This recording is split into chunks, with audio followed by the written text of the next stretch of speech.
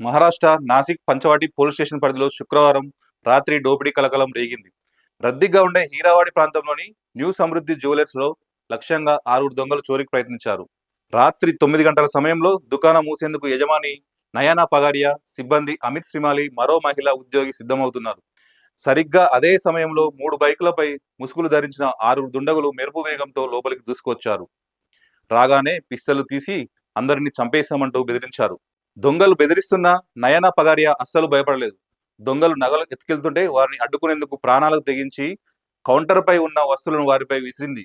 ఒకానొక దశలో కౌంటర్ మీదకి ఎక్కి మరీ దొంగలను కిందికి తోస్తూ వారిని పట్టుకోవడానికి ప్రయత్నించింది.